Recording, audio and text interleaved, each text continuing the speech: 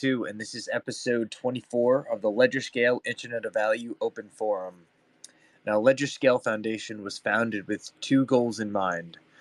One, we want to provide educational services to not only our community, but to the entire digital asset community, and to help scale up the number of brains that understand how distributed ledger technology works. And two, we intend to one day run hardware to provide infrastructural support to the distributed ledger technology networks that we believe are ESG friendly and running a form of decentralized consensus. Now, we host these spaces Monday, Tuesday, Thursday, and Friday starting at 3:30 Eastern Standard Time. And on Wednesday, we host a focus topic space from 5 to 6 Eastern Standard Time. If I could just ask if everybody could give us a follow on Twitter at ledgerscale and turn those notifications on so you know when we're going live, and as well as hit the bubble at the bottom right and just retweet the space and give it a like, because Twitter likes those algorithms. So help get this information out to everybody. Yeah. And basically, one of the things we're here to do is just engage the community. So anybody's got a question, please speak up. I guarantee if you're curious about it, other folks are. Even if they're not on the chat, maybe they can listen later on YouTube.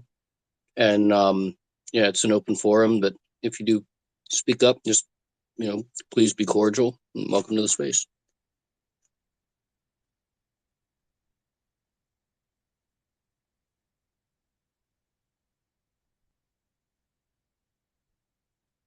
Give it a minute for some people to come in and some people to request to come up. If anybody has any questions about any topics or anything they'd like to speak on, feel free to come up and hit the request to speak.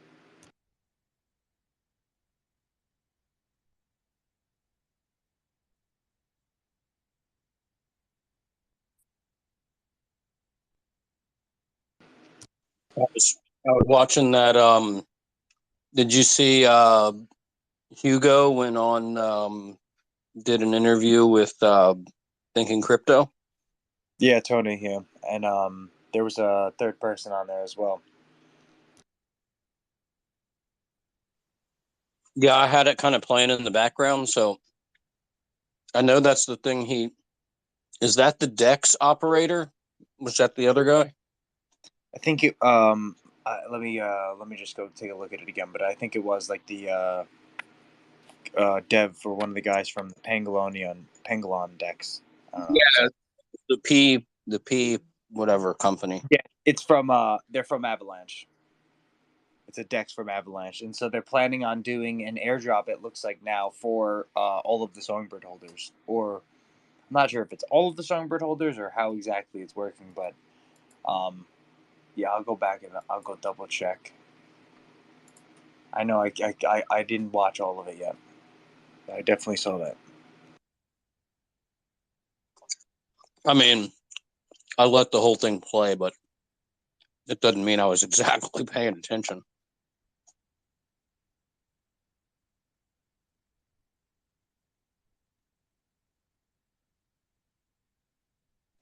He did make some good point. What the hell was it? I sort of halfway heard it. What was his point?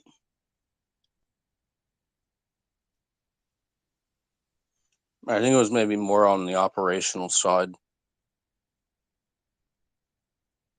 Hugo made a good point where he was talking about, instead of having, your code auditors be, like you write the code, right? And then you send it to the auditors and try and expect them to understand everything, like in a short period of time. Like, it's better to just have the auditors there more or less constantly so that they can understand and as the concepts and technology develops. I thought that was a good, fair point.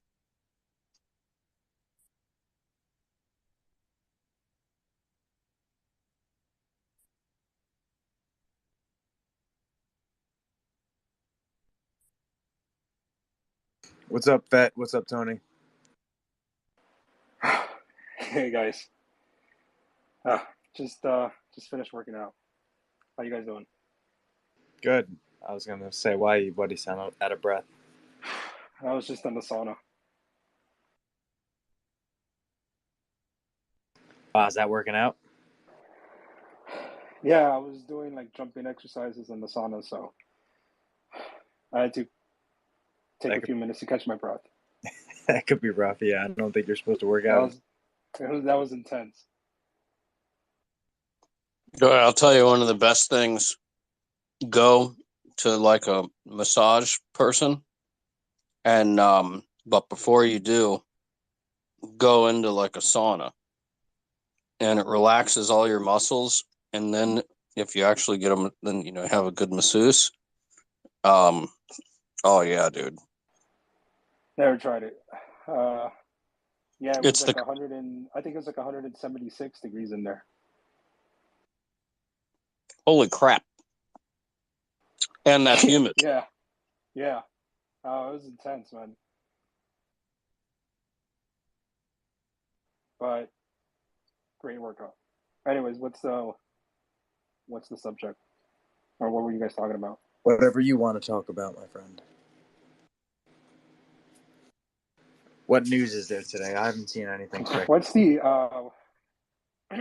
update on Ripple buying assets from Celsius? Because we were talking about it last night, but remember, Death, you said there was no source yet? No, I haven't seen anything. Hey guys. Hey, what's going on, R6? I'm good. Bitfinex is being investigated right now with Tether. I shared it, so it's pretty interesting. Oh, did you post it up top? Yeah, I just posted. Give it a minute. Can't see it yet. By which department of the government does it say? Let me check. Just give me a sec. Yeah, I was thinking about the Celsius thing earlier. And, I'm thinking like, okay, if I'm Ripple, why in the hell would I want this?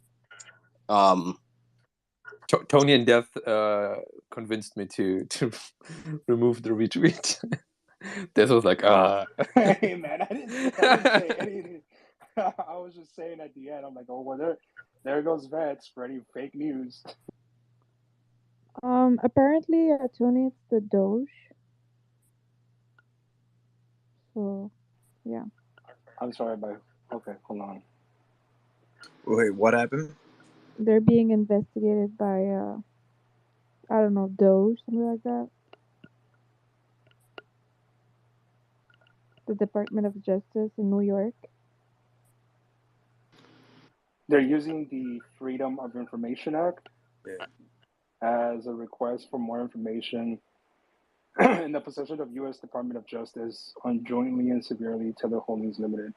Yeah. Oh, okay. Got to take it with a grain of salt because the this is different. Yeah, got to take it from a grain of salt. It's from CoinDesk. That's what I thought. Well, I saw this is how it would start, right? The Department of Justice.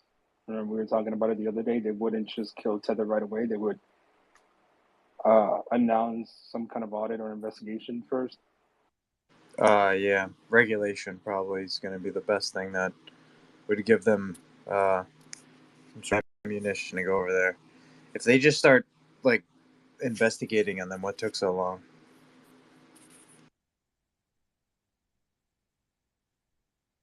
Well, just what laws is it that they're enforcing? Because as far as I'm concerned, we don't have any laws at this point. They're not enforcing a law. It says here that they are using the Freedom of Information Act, and then it says the USC code. the U.S. Code 552. They're using that as the basis for an investigation against Tether. Well, the Freedom of Information Act just means that you can get information from a company or from a government entity. About like all of their. Isn't that only apply to the government? Like that's It's how that one company got the emails and stuff out of the SEC. Yeah, it's like all the emails and calls and things like that. But a private entity, I don't think FOIA. I don't think that applies to a private entity. Well, it's out of the United States, so it doesn't matter. Okay, so also the another thing that I'm reading right now is that they're saying that the SEC is investigating Melvin Capital Management. Weren't they also in crypto?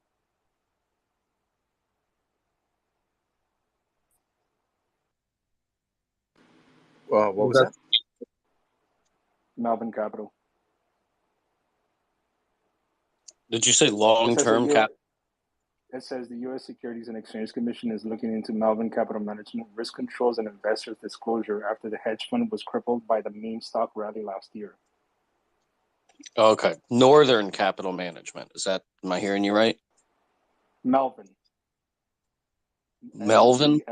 Yeah, Melvin Capital Management. Okay. At first, I thought you said long-term capital management, and I was like, "There's no way somebody did that again."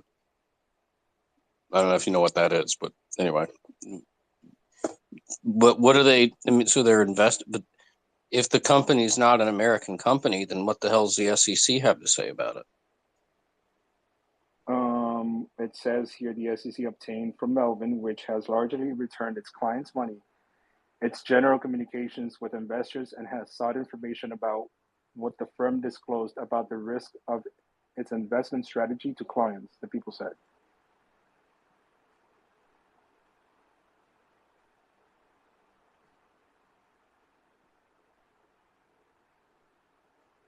They're looking into Melvin's That might fall under controlled investor disclosure. Yeah. Go ahead. No. Finish what the thing says, because I'll pin it up on top. I just saw it right now. I was going to say the first part of that, I would say, would fall under the umbrella of somebody used a lot of words, but they didn't really say anything. Like, that just sounded like a bunch of BS. But how can the SEC? This is an American company or a non-American company? I believe Melvin is an American company, yes. Okay. All right. Well, then that makes sense.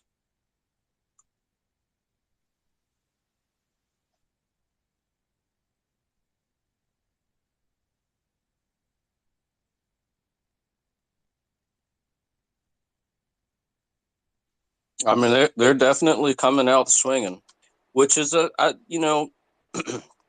the short run, annoying. In the long run, it's a good thing, in my opinion. Like we do need laws now.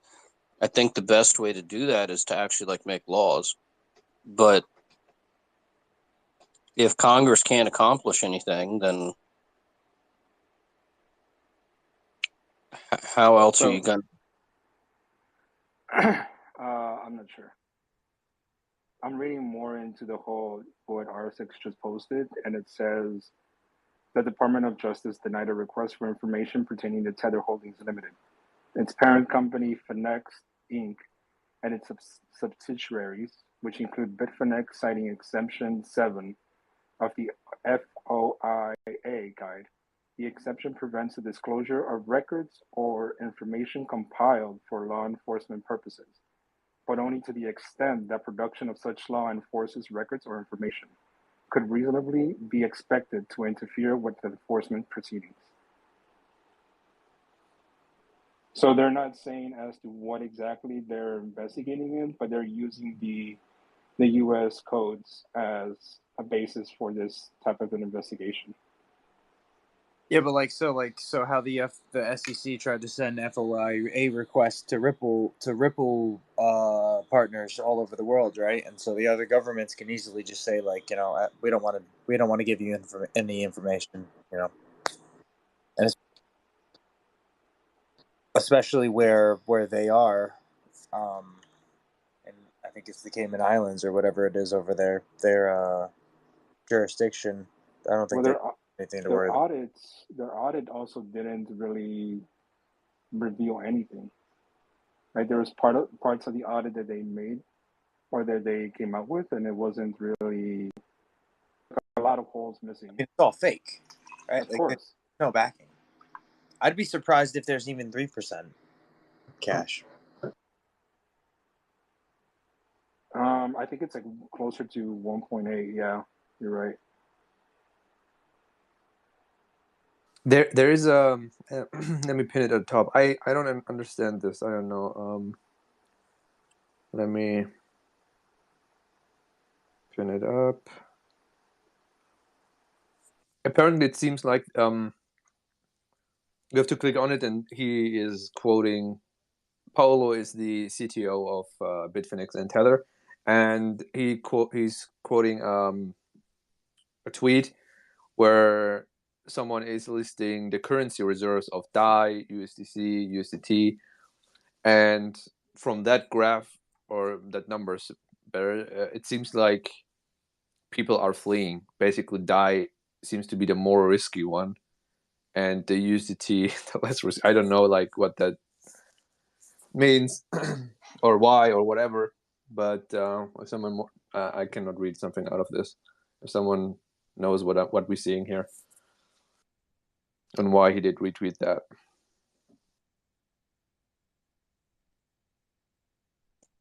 What was their business model? It sounds like they were over leveraged and like doing some sort of lending or something. Because apparently it seems like the tides, people were fleeing from USDT to USDC and others, and now they're coming back quite rapidly. And I don't know if this is like bad for the others because we have like this velocity. I have no idea. Honestly, this is a word for itself. Velocity would be good in generally speaking. But out of these, what is it, coins or I don't know, contracts? Well, if the velocity is not balanced and it's one directional, then you could that could be bad for the situation that's getting where all the value's leaving. That's kind of like a bank run type thing. That's at the bank run. Well, yeah, I mean, if you have all the but I don't know, maybe I'm wrong, but I haven't seen a tweet from Tether or Paolo or whatever, who have been claiming like the same to do, because I would say like Tether is definitely also like kind of involved into all that stuff. Like people are using USDT for laundering stuff, right? I don't know. Well, I was going to say a minute ago, the at first glance, people were saying, "Oh, Ripple might have some interest in buying these Celsius assets," and at first I was like, "Why?" Right? Like, what would be the? And then I started thinking about Liquidity Hub, and maybe if they can get inventory of all these other assets, because they obviously have enough inventory of XRP, but if they can get inventory of BTC and ETH and everything else, I mean, that could help Liquidity Hub, right? I mean, it's sort of perfect because they're getting ready to take that live.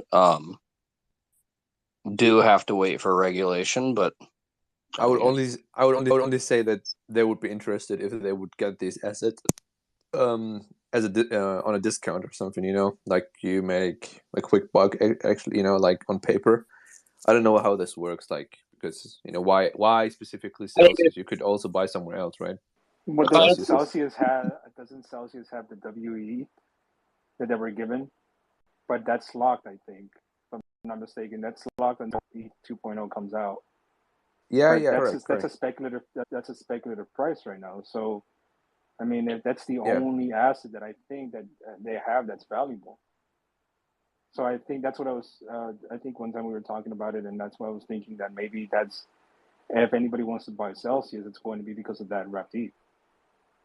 I mean, the thing is, like, you have these assets, and who was it? Goldman Sachs? I don't know, but who were like, saying if they file for bankruptcy, we're gonna That was Goldman, yeah.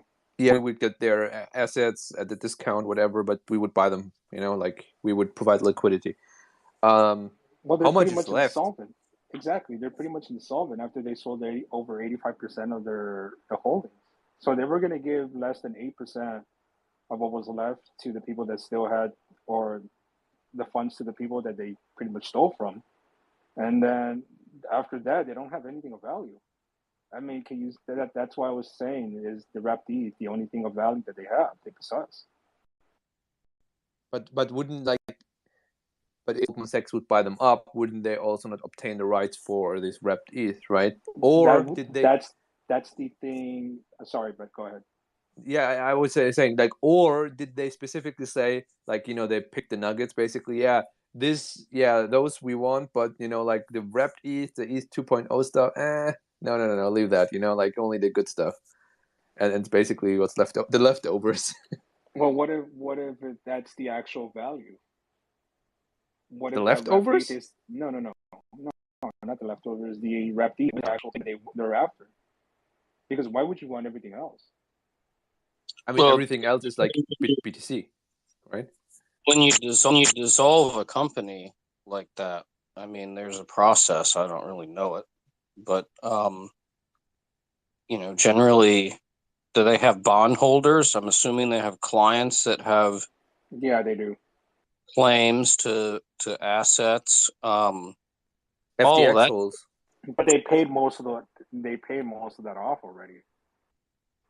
And then they said that once everything is paid off 100%, they would be giving back to the people they stole from. However, it was going to be less than 8% of your actual holdings.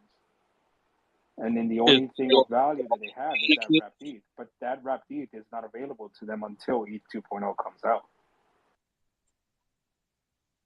Oh, so it's a timing issue.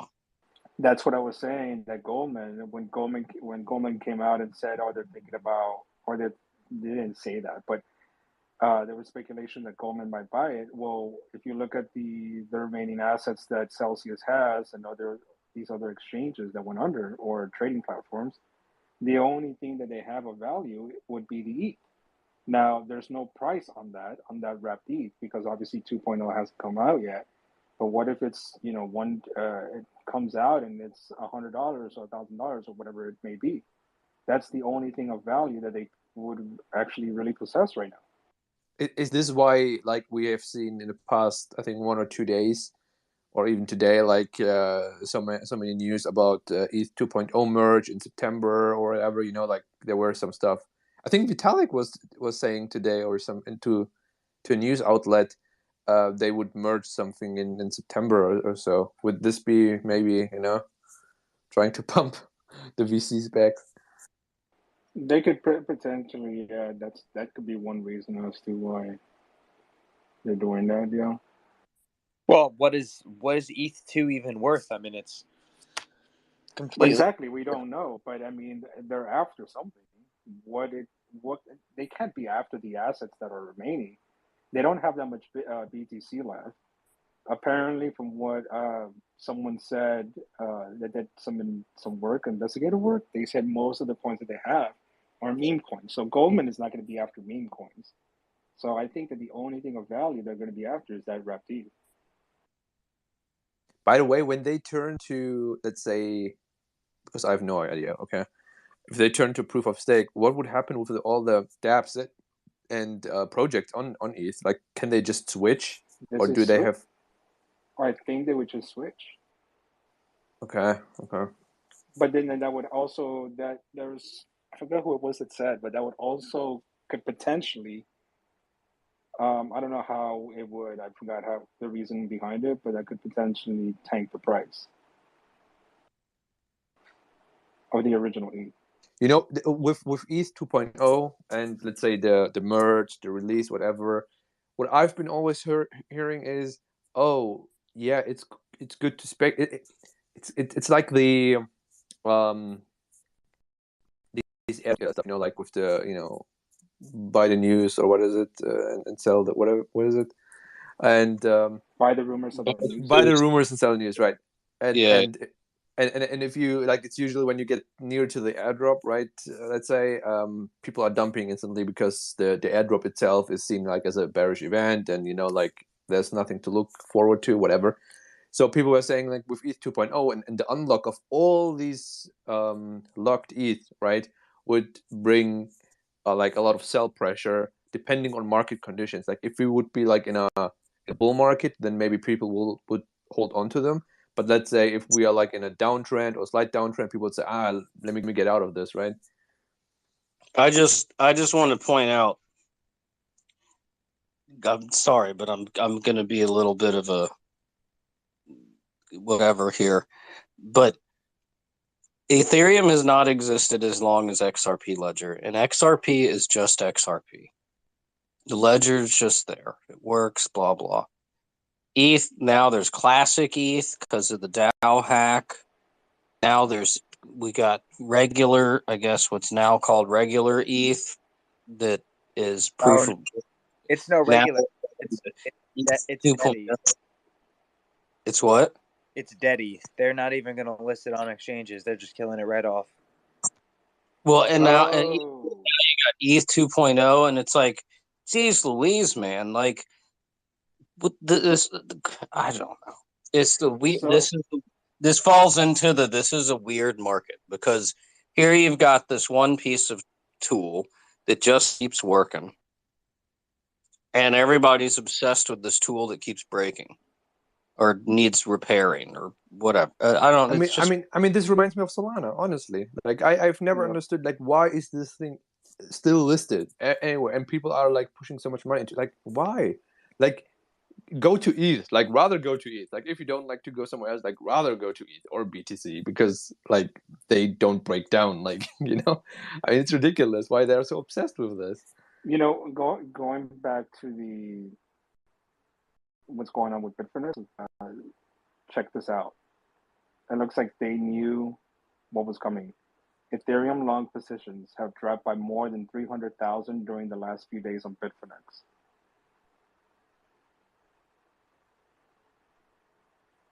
Someone knew what was coming.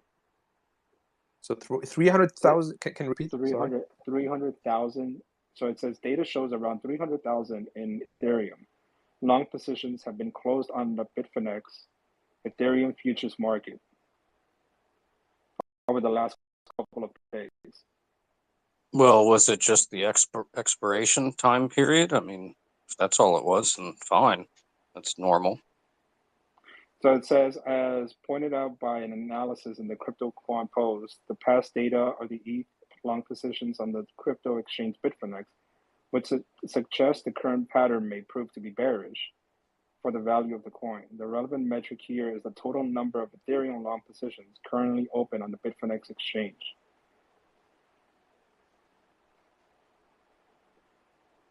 So it seems like the whales or the Bitfinex knew that something was going to come out.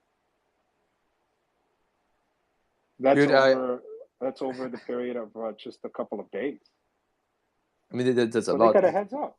600 million or whatever in USD it would be then. I have no idea. Because it's like in ETH. Yeah, it's ETH. It's insane, dude. Like, yeah, I mean,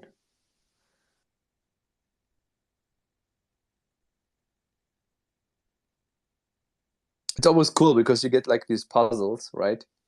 And you try to get the story behind it, right? Yeah, it seems like they knew though. I'm looking at the article right now. I mean, I'm not really surprised. They got a heads up. The whales always get a heads up, right? Always. We have seen this with Luna, right?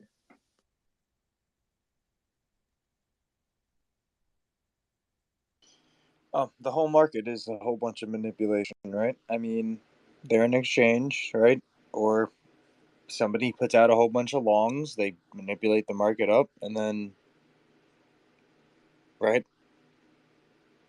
I guess this is what the Well, market was like back then, you know, like before the 29 crash, you know, like Black Friday and stuff Yeah, no, previously.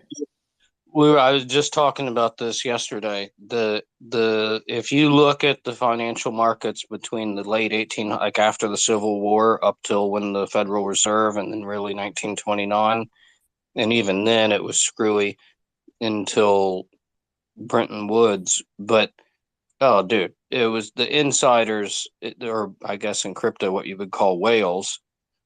Yeah, they just did this all the time. I mean, this is a known playbook here.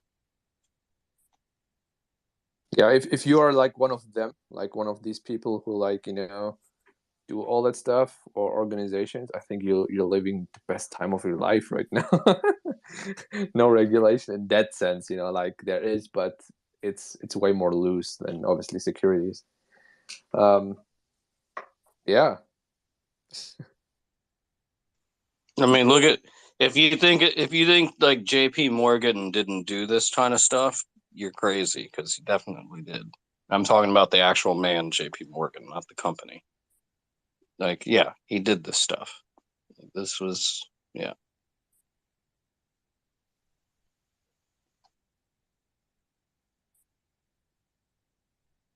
I just thought of something really random.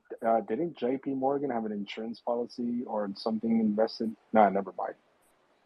I don't want to go there right now. I know it's just change the subject. I mean, whatever. That's fine. The it is. I think this is why we need regulations and laws. I mean, it's just a fact. We got to have laws.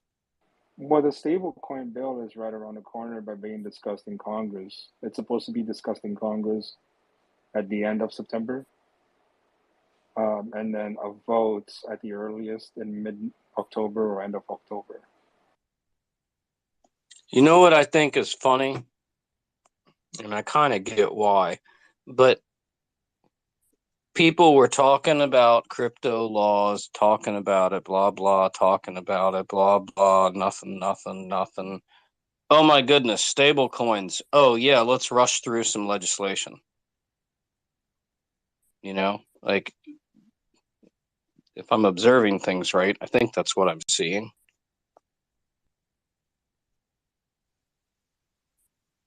It just, and then coincidentally, some of these stable coins like Terra Luna and whatnot crash right when, so that like throws some fuel in the fire to get the laws made faster. I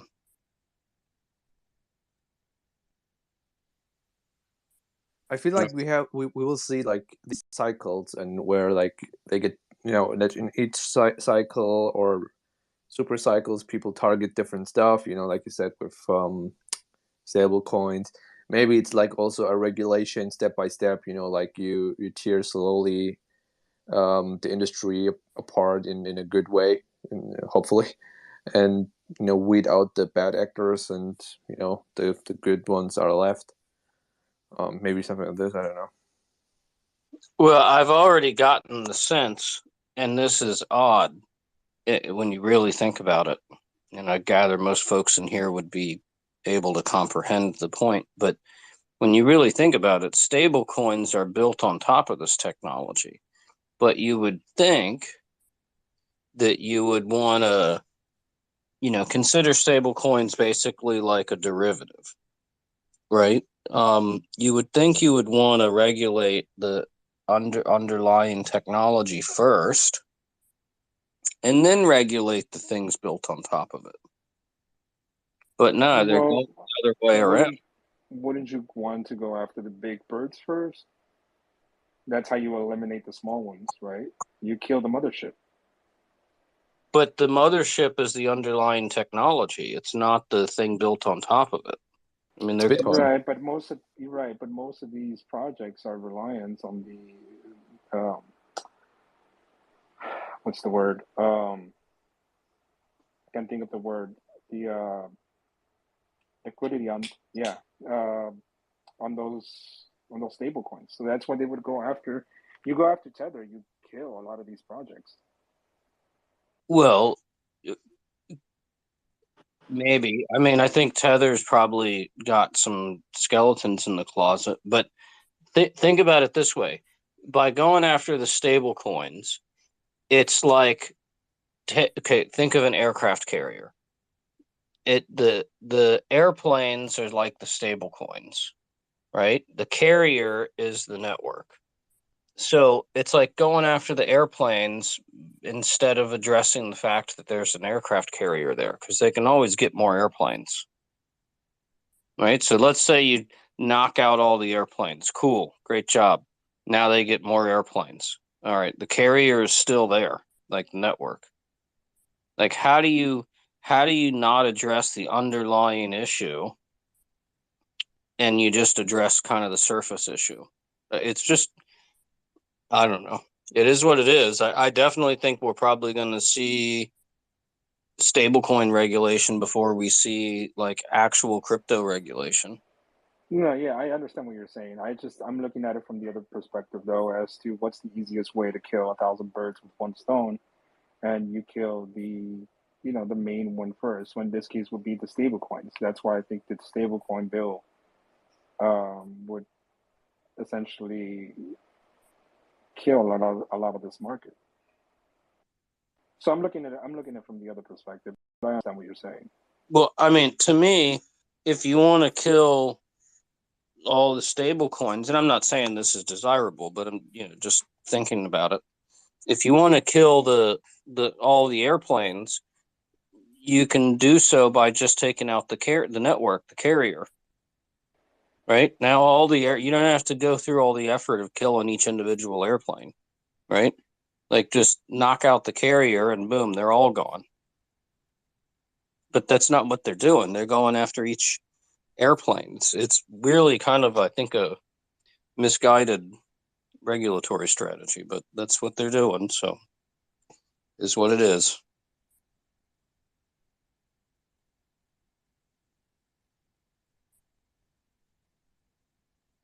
I mean, if you just regulate the networks, then I mean, I just think that just Well, makes sense. But you can look at it. Okay, so I understand what you're saying. But you can also look at it as this other way as well. So you have an aircraft, Navy aircraft, and there's 20 planes or whatever jets on the aircraft. You can throw missiles at each one of those aircrafts, each one of those planes, or you can throw one at the entire naval aircraft and drown all of it at once. So that's kind of you can look at it that way as well. What they're trying to do. say that last part again. They're killing the entire aircraft, the naval aircraft, with one missile, including the planes and everything, all at once. So by going after the stable Well, coins, you're killing. By going after the stable coins, you're killing two birds with one stone, essentially. mm, I'm just saying mm, that's another perspective of looking at it, but I understand what you're saying. I get what you're saying. I'm just saying that I think that they're trying to the easiest way to do this. Why go after each and every single plane on that aircraft when you can just throw one at the aircraft drowns, and all planes drown. I'm kind of using your analogy as to why they're doing this as well. yeah, no, I think part of the situation is, I'm sure this is part of the situation. It's a lot harder. Excuse me. It's a lot harder to sink an aircraft than it is to shoot down an individual airplane. Exactly. It's a lot harder, but it's also I believe it's the quickest way of drowning all planes on the aircraft, because you kill the planes and then you kill the aircraft. So you kill two birds with one stone. That's Whereas if you go after each single plane, you have to shoot every single plane down, and then you have to take care of the aircraft. Yeah, I mean that was basically my point, but the second part, I guess, of the point was it's more difficult to tackle the let's regulate crypto, right? Because we talk about this stuff on a regular basis. Like, there's a lot to this stuff there, so that it's a lot harder to do like crypto regulation than just say stablecoin regulation, right? It's easier to just say, oh well, stable coins have to be done this way, right? Like if it's US dollar backed, maybe it should be backed by the US dollar. Seems to make sense. Of course. Yeah, I understand it. I agree with that part. It's Casper has just, his hand up.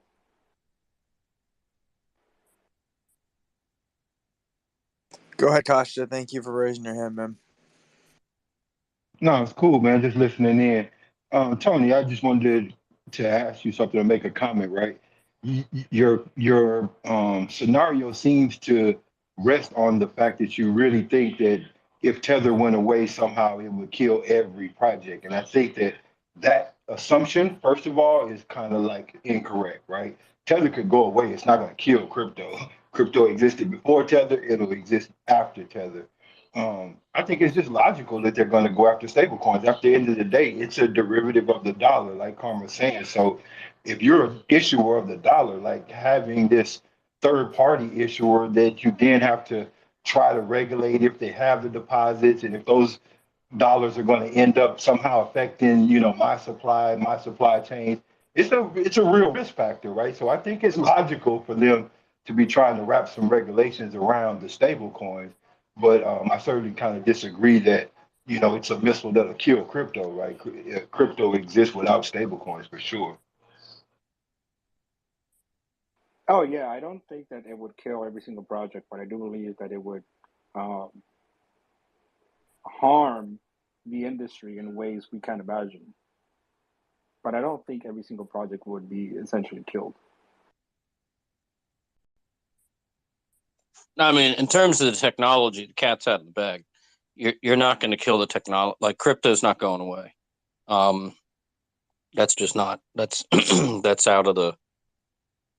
That's not a Yeah, part in the. the only real negative effect of Tether going away is you have to say that the assumption that a lot of tether that is not backed by reserves is actually inflating some of the projects, right? And if any of those projects are being inflated by what would you say illegitimate tether, right, then they could lose that access to that liquidity that they're just making up out of thin air, right? So um, that would be the only kind of risk factor that I would actually see. And the markets would kind of adjust to that, obviously, right? Probably be a real good thing. So, I mean, you could have like a deleveraging type of situation, which kind of are already in the process of seeing, because some of these companies were doing, some of these stable coins were creating leverage. So you can deleverage, but I mean, crypto's not going anywhere. I don't even think, as much as I don't really think proof of work is the best solution to the problem here, proof of work's not going to go away. Like, it's just not. I mean, it's going to be around for a long, long time. I mean, yeah.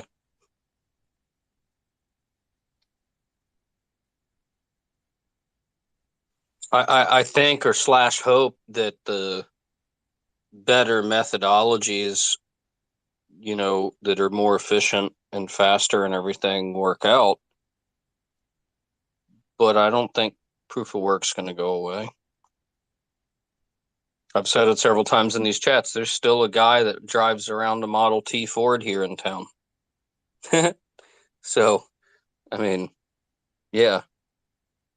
yeah, I think at any significant scale, I think Bitcoin ultimately, as long as it survives, because it's still an indeterminate thing, but I think it'll end up being pretty much the only proof of work chain, and everything else will get gobbled up. by some other consensus or whatever, or just go away. But I think ultimately Bitcoin is going to exist as the only significant proof of work chain.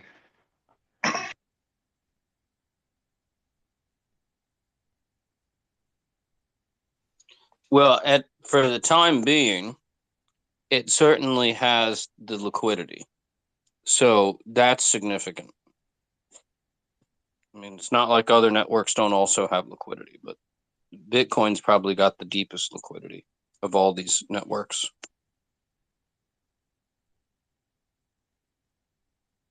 Yeah, I'm just saying for the proof of work algorithm itself, right? There's really no reason for there to be a second proof of work chain once you have one. Like it's just really the bottom line to it all.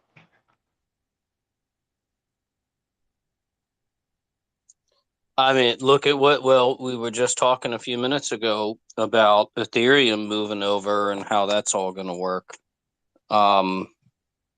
Because they're abandoning proof of work. So it's interesting. It'll be interesting to watch what happens. I don't know. Who knows? I don't know. Yeah, I heard Death kind of talking about it. I really agree with him. I think it's going to be one of the situations quickly dead on arrival.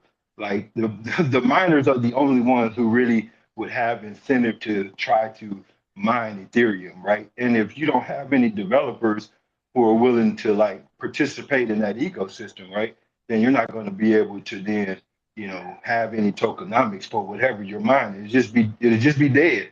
And then my assumption just goes on the basis like, why would a developer, right, if he has the option of both almost identical functionalities, but as far as just the programmable logic part, right, on both chains. But on one chain, he's got these long confirmation times and he's got these high fees. But on the other side, he got the lower fees, right? And it's just logic that he's going to go to the other one. So I agree with Def. Like it's going to be dead on arrival. People try to pump it and maybe get some people caught up in just the risk of it all, right? And try to figure out if they can make a couple of dollars. But it'll quickly die, in my opinion, too. So that'll be what I'm looking for. Well, it's I forgot what I was going to say.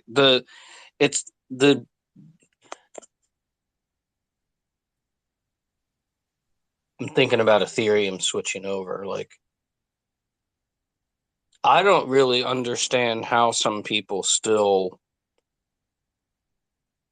This is why I don't really engage with sort of Bitcoin maxi types. I don't understand, if you really are a Bitcoin maxi, you would think you would want to stick to Satoshi's original vision of peer-to-peer payments, right? So if that's your mission, why wouldn't you, even if it's not Bitcoin, why wouldn't you move on to the, better, faster, cheaper technology to accomplish the job? I mean, achieve the mission. I just, and the miners, they don't, in my opinion, and this is arguable, there's arguments you can make against what I'm about to say, that are valid arguments. But the miners, in my opinion, they don't really do anything, right? Like if I show up and I like paint your house, okay, I did something. Like your house is now painted. The miners, they don't really do anything. And the way the system design is set up, they can take advantage of, in certain ways, the network participants. So the miners are effectively extracting value from the network participants instead of providing value to the network participants. This kind of ties into the best incentive, no incentive thinking. Whereas like if I'm a painter and I paint your house and I want to be paid an XRP, then I can be running a node and you can pay me and I can know you paid me and whatever. Like maybe a bad example there, but The miners don't do anything. I mean, they run a bunch of hardware. It does keep the network up and running. This would be the argument against what I was just saying.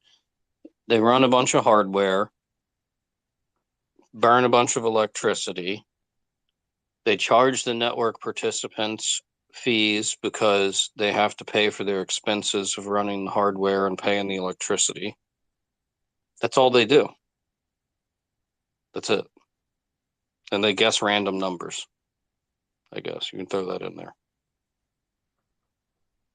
Yeah, well, some of the things you'd say were definitely true, so I wouldn't get an argument out of me. But I always go back to this, right? Like people have different objectives, right? And then I always try to lean back and say, my objective may not be what your objective is, or it may not be what her objective is, right? And if other people choose a different objective, then fine, right? I think the inefficiencies of proof of work are something that you definitely correctly identified, right? I wouldn't go so far as to say that it does nothing because having looked at this space, over the many years that I've been here and really thought about some of these things, right?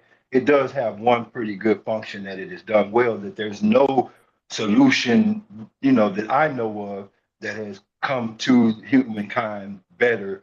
And that is if you're going to issue a private currency, you need a distribution method to do that in an equitable manner. And so the proof of work system today is still the best way to distribute a private currency. And for that reason, I wouldn't say nothing. But all the rest of the things you said, I can, agree with.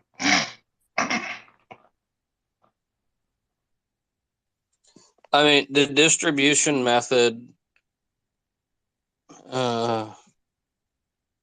you have a good point. The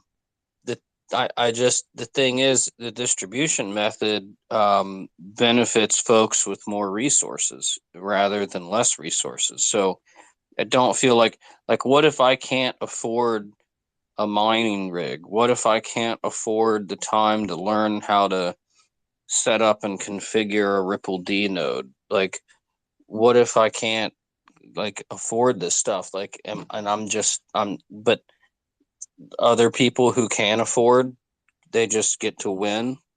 Like, okay, I mean, that is in some sense life, welcome to life, but still, it's not I don't think it falls in line with actually the ethos of this original Satoshi white paper's vision of peer-to-peer. I mean, no, it definitely goes in line with his vision because he wrote the proof of work for that very reason, right? That was why he put it in there. But so it fits in line with it, and you make a good point. It's never going to be an equitable system in the fact that people with more resources are obviously going to have advantages in how much hash they can get, how much rewards they can get. Like those dynamics don't go away, but it does codify a fair distribution, right? And that's what I meant by like at this point, we've never seen any other distribution model, period, that has been as fair as the proof of work model for a private currency. So But even then, during the early days of Bitcoin, it wasn't even fair. That's when before the mining pools came along. Yeah. In the beginning when everybody was able to just use their computer to mine, then that was pretty much, I would say, was very decentralized in a way because anybody could just hook up their computer and use their computer power to mine. Then came along using higher, more expensive equipment like with GPUs and then ASICs, and then building your own mining rigs and stuff came along, which made it back to be more centralized because it was the people that benefited that had the money to buy all this hardware to be a miner. And then they came centralized again with that, and then mining pools were created. And from those mining pools, people without the money to power themselves to have this hardware was able to get into. But then that also created another centralized entity with the distribution of the mining rewards now. And that's where staking came along. Staking is literally created for the distribution of rewards purposes to decentralize the way of the controller of the mining pools. And that's literally where staking was for to take away the power from the controller of the mining pools, because they were able to distribute their hashing power to different people or entities within their mining pool, which in return they would get more Bitcoin. But then You're, again, it just created more of a centralized way, because staking is, if you held more, you will get more. you're We've not been seeing an gonna take evolution of it being able to do better. you're not going to take away the power and control of the network from the miners by going to proof of stake, unless the miners sold all of their tokens, which they have to sell some, right? Because they got to pay bills. So but if you would assume, and I would assume anyway, maybe I'm wrong, but I would assume that the miners have some of the largest inventories of token. Oh hell yeah, they do. Before I stopped my mining operation and sold on most of my equipment, I had a treasure trove of Bitcoin, but unfortunately, Mount Gox to my ass, yeah. And then that's one of the reasons why I had to sell my mining equipment to um, reclaim my claims. And then that was a long time ago though. But they do have even the controllers of the mining pools, like F2 pool is a big entity now that controls a lot. Yeah, it sucks. I know you've talked about that a couple times. That's terrible. But like even with staking still gives the power to the people who has the most coins. Like even the Ethereum merge, I believe the miners, if they go along with the merge, they'll be given rights to a validator or something like that. I forgot what it was saying, but I was trying to read up on that even more. Yeah, but that's the thing, right? If we're really just being honest with ourselves, there's nothing about any of these platforms, cryptocurrencies, or whatever you want to call them, that ultimately eliminates the influence that high net wealth can have, right? They're always going to have the influence that they have, no matter where the wealth flows into or where it's at, right? So, like, at the end of the day, those weren't really the objectives of, right? Like the distributed nature of the platforms to try to eradicate that inequality, right? Because it's an acknowledgement, right, based on all of the designs that you can't, disrupt that paradigm, at least not in that way. So I agree exactly what you're saying, right? There's definitely been a lot of centralization, from time to time into proof of work because some people just have more resources, they have access to cheaper, electricity, and all those different dynamics, right? But we see that across protocols, whether it's Ethereum, whether it's what they used to call pre-mine kind of asset, right? Like if you come in with millions and millions of dollars, you get more of the asset, right? So let's say you're sitting on millions of XRP and it goes up 20%. Well, if you're taking some off the table from having millions and millions of coins, you got significant cash flow, right? Compared to somebody who's only got 1,000 or a few XRP, it's like 20% didn't mean anything to me, right? And so those dynamics exist in this market, irrespective of what platform it's on or which cryptocurrency you happen to be holding. I But like that you pointed that out, Costa, because a lot of people yeah, don't misunderstand that all these big players don't have to wait for 100% of gains. Most of these big players just gotta wait for 5% or 10%, and they make their way more than enough than what they need. I like that you pointed that out. yeah, and I think sometimes it's interpreted as manipulation, right? But at the end of the day, it's just really reasonable, right? If you've made a significant amount of return off of an investment that you bought cheaper, right? You want to get some of the benefits of that appreciation, right? So you're looking at it to where, man, why is he selling at $1? Like, man, we're trying to get this to $2, $3. It's like he didn't made 10x off of $2 million. That he taking profit. Like it's reasonable, man. So yeah, I always think of that if you're kind of thinking of this from the That's secondary always a market price kind stigma, of though, thing. too, in this space. Taking profits when you are in the green, or when you are able to, and you're like a certain amount of percentage in the green for you to take profits of. Nobody should ever be shunned or afraid to take profits when they are able to. That's just how smart. That's just the right thing to do financially for your own profile, for your own portfolio.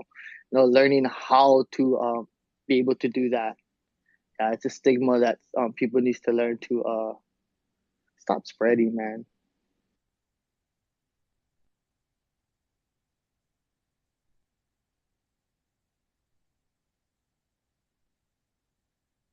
Yeah, we got like 30 minutes left before we close up the space. If there's anybody in the audience, any topics that you'd specifically like to come up and ask, or anybody has any questions, please feel free to hit the request, come up, and give us some good conversation.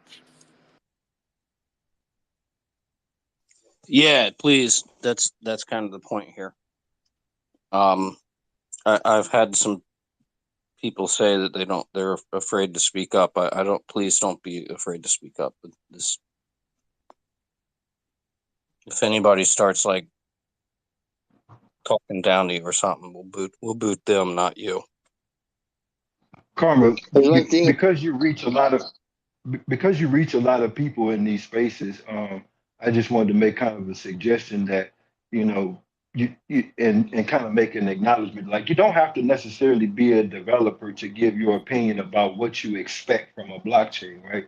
Like if you have something that you think that blockchain will be useful for, right? If you want to see immutable record in some type of activity or accounting thing, right? Whatever it is, social accounting, whatever it is, right? Don't be afraid to come forward and speak about what you would like to see this technology do to make your life easier and better, right? Or in some way more fair or whatever it may be, right? Because I think in some ways we do have a centralization from a developer standpoint that developers have a particular mindset as a group, predominantly, right? They've been in certain social environments and they come from certain things, right? That they may not have the connection to what you may be having right in your environment that may connect to other people like myself, right? So even if you're not a coder or some of these things, right? I was just saying to you, Karma, like encourage these people to step up, man, and don't be afraid to just say what you expect out of this technology, and that will help us move forward in building the app that still has yet to be built. No matter what chain we're ever talking about, right? We're still bottlenecked by somebody creating the app that we all want to use. Well, I mean, I'm not a developer. And if you look at like Silicon Valley, one of so like people have analyzed this. There's probably even been books written about it. But when you look at Silicon Valley, one of the reasons there's so much successful operations that come out of that geographic area, you got all the different types of knowledge. Right. So you got people that know like how to account for like accounting people that know how to account for software. You've got sales people that know how to sell software. You've got developers that know how to build software. You've got venture capitalists that know how to like analyze the software investment opportunity. But you got to have like all these different types of folks. I mean, and then bring them together. That's the tricky part. That's what's hard is to get all the different people with the different skill sets. Yeah, and I agree, but I was even going so far as to say, like, if you're just a mom with three kids and you're 20 something years old, like, what is this actual chain going to do for my life? No, kind of having some familiarity with what a mother may have to go through who's a young mother in 2022. Like, and having that input, I think is also essential to getting towards building the application that's going to touch all of our lives. Like I think we spend a lot of time talking about the platforms and which ones are better and how good they are, how good they are not. But at the end of the day, no one is still innovated an application that's not limited by not limited by the technology, right? It's limited by the idea and the people who are building them. So as soon as someone comes I forward with get your that drift, bro. I application, get your drift. right? I As see soon what as you mean, someone man. comes Like forward getting with the that ideas from application, the regular people, yeah. You know what I mean? Like sometimes the ideas from regular people that needs things done in their everyday lives come out with ideas other than what people that's just building on the platforms. exactly. Something, These yeah. people are in the rooms and they come in these spaces all the time, right? And so, yeah, we may be having a discussion that's technical in nature or whatever, or whatnot. But hey, don't be afraid to grab the mic and just tell us again, like, what in what way could this technology improve your life? Because your life is different than my life, and my life is different than your life, and I imagine we all have a very diverse range of lives throughout Just look these spaces. at the room right now, how diverse it is. You know, we have people from Right. all walks of life. from different parts of the world. You know, I'm not a developer, but I studied about 6 7 years how to code Python, C++. I know how to code and do all that shit, but I don't do it to. I don't. I just learned to teach myself. I didn't do it because I was gonna build a product, build something. It's because I'm gonna be using technology. I rather learn for myself how to use it to the in depth that I can, and then, it took me down a learning path. But that's when you start to come up and not just coming up and speaking of your ideas is not only going to help others, but also help yourself of where you're at and recognize Exactly. where you want to do. And then who knows, by joining this kinds of stuff, you're going to be like, shit, I want to build too. I want to do this. I want to learn that. And then sometimes it takes a point of you just coming up into a room full of people with different minds to actually push you in a way that, you never thought you could go.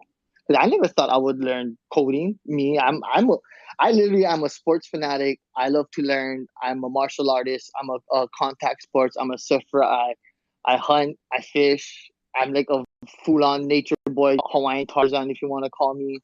But I love my I'm really technical too with a lot of technology and stuff. So it's crazy how diverse a lot of us are in this space, and I love it, man. I really do. The folks that I've run into and through this XRP community situation has been really weird, really impressive, honestly. I mean, I've run into some people that I'm like, dude, I can't believe you're talking to me. Like, don't you realize I'm just some idiot?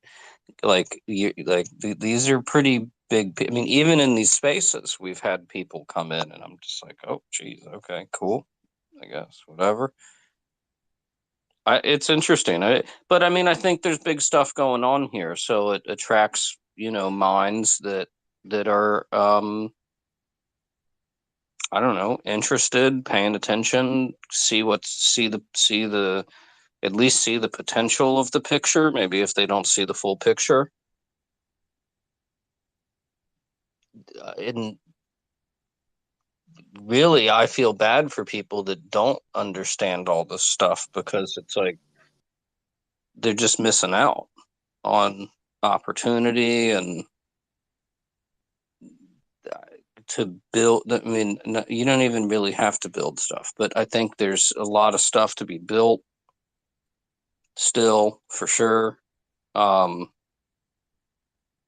a lot of doing to be done. Because think about it like this, Karma, like you have the capacity to be that conduit to receive a lot of that very important input about, the ledger itself and how the community feels about it, you know, what their impression of it is, what they like to see, how they like to use it.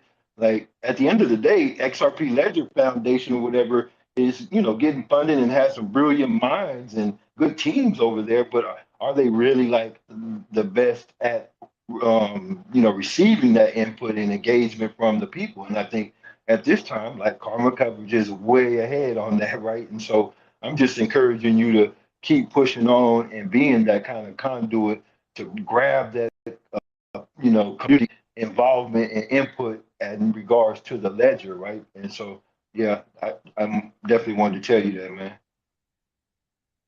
Yeah, appreciate that. I mean, I just try to, I don't know, I just would basically just do what comes natural to me. I don't know, like, I don't always have a plan. I made a sort of kind of joke a few days or a week or whatever ago, and I was like, I somewhat feel like Forrest Gump because I've just stumbled my way into so many things throughout life. Like, I stumbled into doing these chats, right? And now that we're getting the whole thing going with ledgerscale, and it's like, what? How did this even happen? Like I don't. Trust me, it wasn't planned out. I'm getting my plan is firming up. That's for sure. Because now I realize there's something to do here. But yeah, I mean, I don't know. Just doing whatever the hell I do.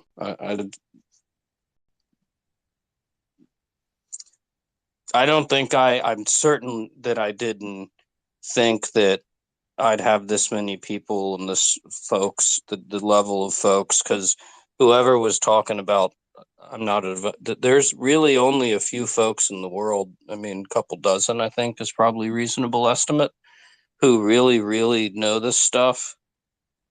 And I mean, I guess you could go to 100 just to be generous. And anyway, yeah, I mean, it's interesting how this is unfolding. We'll see Well, where it goes. maybe as you continue to evolve, maybe if because I have heard you mention that you were thinking about running some validators and infrastructure at some point in your future as well, right? So maybe as you evolve, we can make it a community effort to support you in what it takes, right? And see if we can get you adopted to the UNL list, man. I think it would be a great achievement, and that again, you have so much input from the community that you could kind of make some commitment to take the community input into consideration with your actual voting rights that you would acquire by being promoted up to the UNL list. So maybe that could be an achievement for ledgerscale that we can put on the radar. Yeah, I gotta get with this other guy. Uh, his name's Ragu. And he wants to do this, and and he needs people to help guide him. He's a network engineer. He sold out of a company. He's a good dude. He made a pretty penny, and he's into education and networking. So I think that's kind of a natural. But he wants to run stuff on a bunch of different networks. I think that's great. That's Internet of Value, right? All the different networks. But he just doesn't know the right people. He's not in this blockchain world. I mean, he's been doing other stuff, different industries. So I'll get with him. We talk on a semi-regular basis. And he's got the physical infrastructure. So that matters.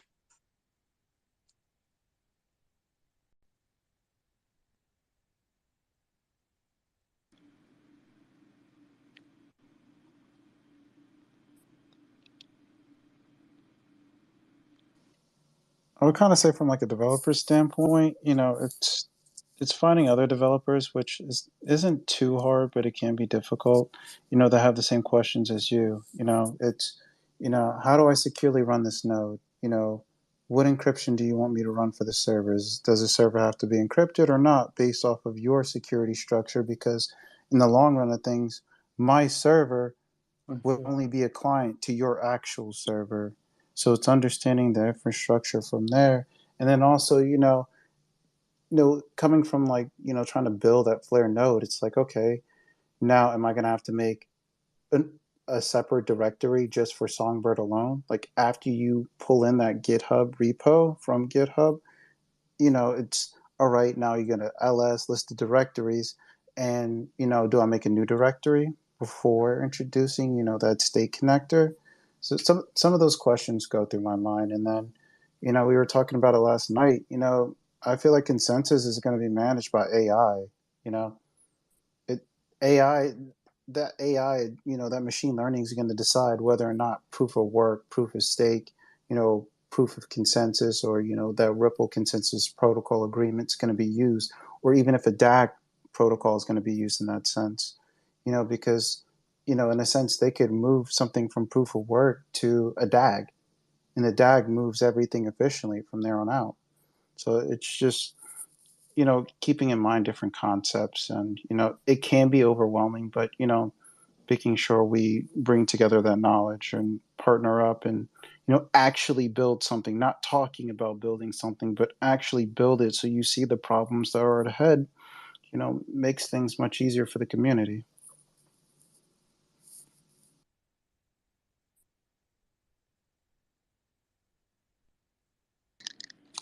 Hey guys, I was just trying to go through my mentions, and when you talk about community building, there was this 21-year-old or something like that. Um, that kind of volunteered to uh, go to the nursing homes and teach cryptocurrency. Uh, you know, and I thought that was really cool. Because a lot of times I've heard in this space where you guys say, you guys unknowingly or well naively say that the elderly community won't get this, they won't get that. That's not true. That's not true. And they will understand, because in case in point, it's like my first job experience. I was at working at a veterans hospital, and a lot of the retired veterans were doing trading, were doing a lot of that. That was their hobby. That was their means of picking up income. They taught me trading. They taught me, uh, all types of trading at that time. And so, I just want to kind of kill that misnomer, about the elderly not being able to pick up upon what's this new technology. It's just that the outreach, we got to complete the circle. Basically, that's if you want to. I'm with you on that, man. I'm with you on that. To Yeah, complete that circle from teaching these, because I myself, where I work, I help out a lot of elderly too. A lot of elderly Filipinos, to help send them money back to the Philippines easily using cryptocurrencies and the applications we are able to use. They get it. It's yeah. just like you said, the outreach and how it's going to be taught to these people, because in a way for them to understand. If they don't have that outreach and help, it will be hard for them to understand. And unfortunately, our states and our government ain't doing anything to help. But some people are, but But not you enough. can, but you can volunteer. You can do it. But that was the whole point of when I opened up, because it was this one guy. I don't know. He had, I was trying to look for the story, but I know he was 21 or something like that. And he decided to teach at the nursing home. You know, and by him being accepted, and showed the willingness that they wanted it. They wanted it. I mean, because it's something out there. I mean, it's this shiny object out there, and they interested. Don't they? May not. They may seem reluctant, because the acronyms and the different names for this and The things. terminology, Yeah, terminology. big Right. time. It's That's one thing I always let people and tell people when they come into these kind of spaces, to look up these different terminologies, because that's going to help help out a big difference, that you understand these words, because some of these words that a lot of these people speak, are very big words, which we already understand the meaning of it. We just don't know that word means that kind of thing. But the key is being able to translate. I mean, you could everybody can. If when you really really know something, you can put it in. You can relate it in terms that in layman's terms. That's when you really it requires a talent. That's a skill. But if you can relate, Oh, that's a but skill, but some people knows a lot, but don't know how to portray what they're trying their narrative in a way that it's understandable by some people. I'm just gonna his name scams. He's one of them. He has a very intelligent mind and has a lot of knowledge, but the way he portrays himself and how he pushes his narrative is not a way you would want someone to teach people. You that's know what I what. mean? So yeah, even though he can be so intelligent, having that great communication skills to be able to communicate with others is a very important skill set to have. But let me give one example. Exactly Like, what I mean. uh, that's what I call like putting it in farm boy language, right? Like I need to be able to just go explain this to just somebody that doesn't never even heard of Bitcoin. Correct. And what I was saying, what the point I was making, and an example I would give is like, if you know networking, then networking is no different from the post office. If you can, and everybody knows how the post office works. If you can explain networking in post office terms, that makes that's talent. Well, I try to do that. I hope I succeed a little bit here and there. But the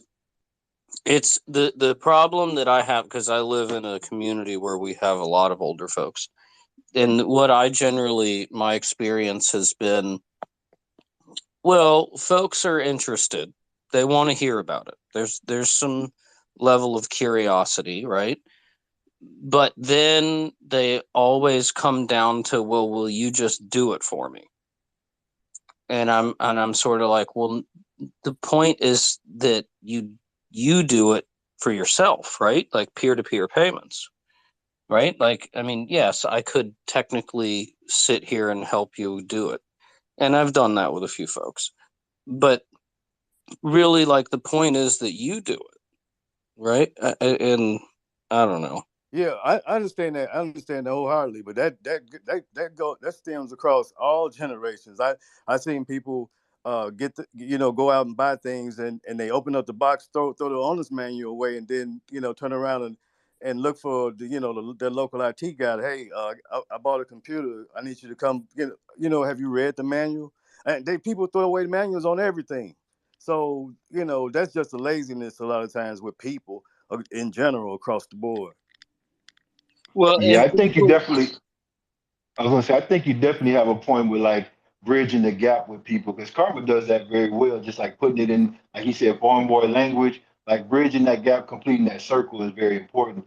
And one thing I would encourage people to do is like, let's be more careful with the words that we talk to certain audiences, right? So like we know of public key, private key, et cetera, but to the everyday person, it could just be like secret password. Like we don't have to necessarily overcomplicate it, right? We could just use things that they already have an association with, right? Because it's still serving the same function, right? It's a password that you're trying to keep secret from somebody, right? So that you're kind of protecting your funds, right? And instead of trying to seem maybe overeducated and this is public, private key pair, et cetera, and just reduce some of this um, to some common language, particularly when we're talking to people who are not in crypto.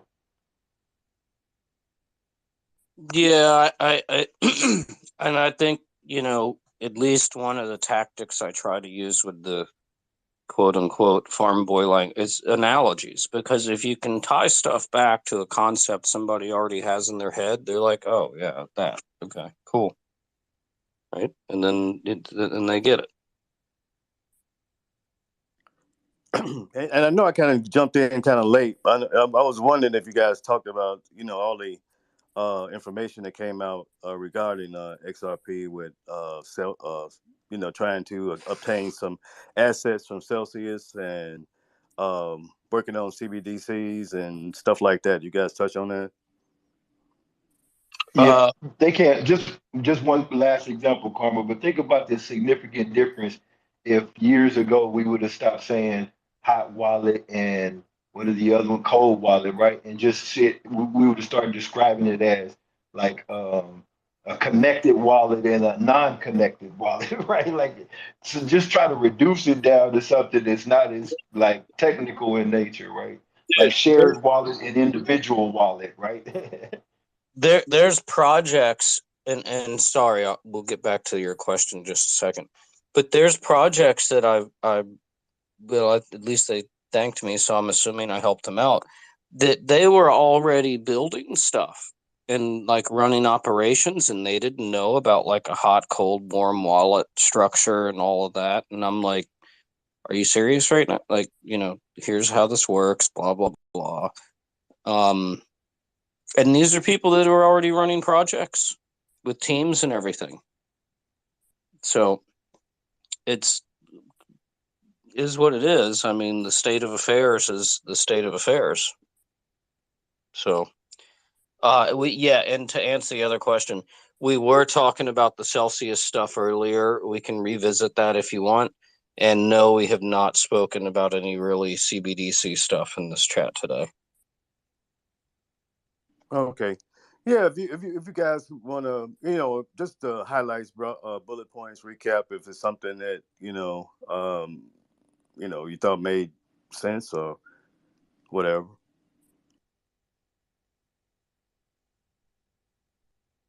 Well, I'm thinking if they want to acquire the assets, because that seems to be the phrasing that floating around.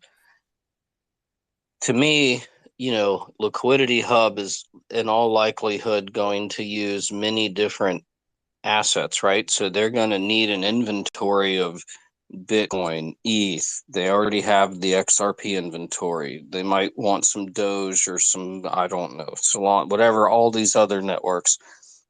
And if that's the play, I could see some strategic advantage there from like an acquisitions point of view.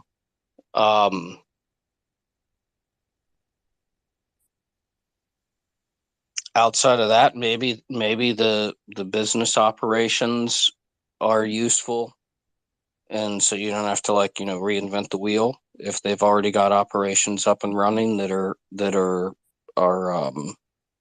and people, right, that are useful, that know what the hell's going on, or how to run these systems. Yes, I see like a lot of merger and acquisition taking place, in this space, especially after the downfall or shortfall or, mishaps of, some of these different exchanges and things like that. One could speculate whether it was a part of a coup or anything, on the surface, but, it might have been planned. You can speculate on that if you want to, but it seems like there is, something going on or something afoot, especially with the black. This is normal. This is normal for this stage of like an industry's development.